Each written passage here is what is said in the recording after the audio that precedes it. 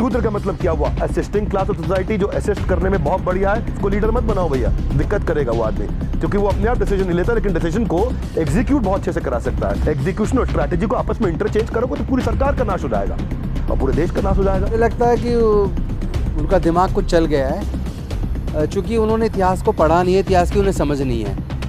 चूँकि इसी बहुजन समाज से सम्राट अशोक पैदा हुए, जिन्होंने देश को ऐसा प्रशासन दिया कि पूरे दुनिया में अगर महान राजाओं की बात की जाए तो पहले नंबर पे सम्राट अशोक की बात की जाएगी।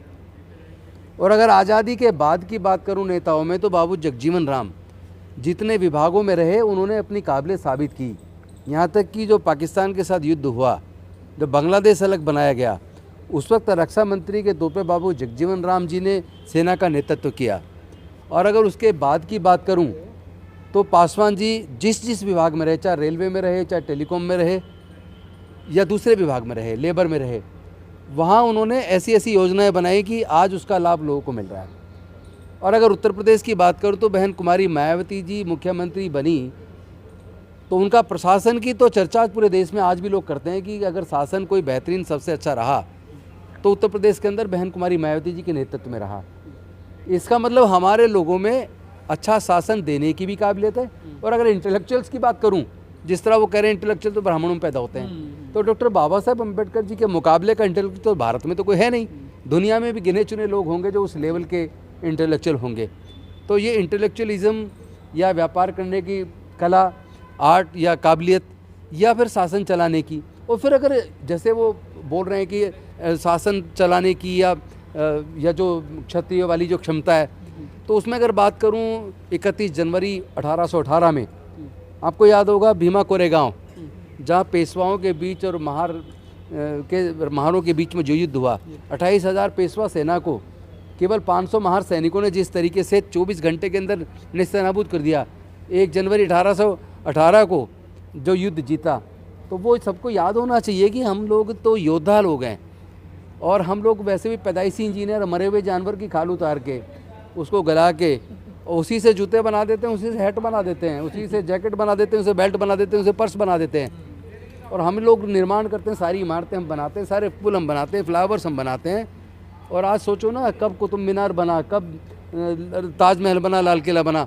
उस ज़माने में इतने बड़े बड़े पत्थर किस तरह ऊपर चढ़ाए होंगे, उसमें कितने मजदूर हमारे मरे होंगे, लेकिन वो इमारतें हमारे लोगों ने बनाई हैं जो आज भी खड़ी हुई हैं। आज जो सरकारें जिन ठेकेदारों से इमारतें बनवाती हैं, 100 साल में बंजर वो एकदम ज़मींदोज हो जाती है, गिर जाती हैं, उनकी हालत ख़राब हो जाती है।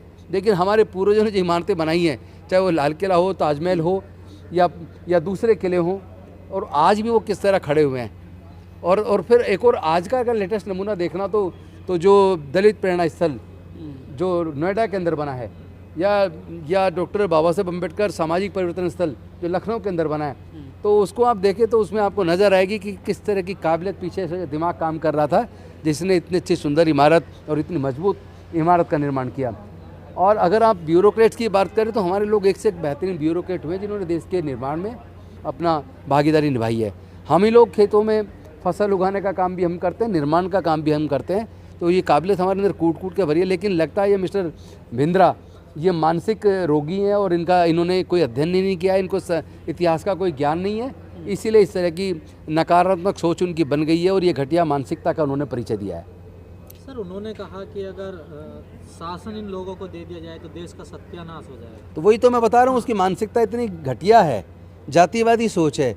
शासन दिया ना, बेंजी ने चला के दिखाया ना, तो इतने एग्जाम्पल हमारे सामने हैं। मैं खुद मंत्री रहा हूँ, मेरे जिस वक्त मैं था उस वक्त की परफॉर्मेंस देख लीजिए, उससे पहले वाली देख लीजिए।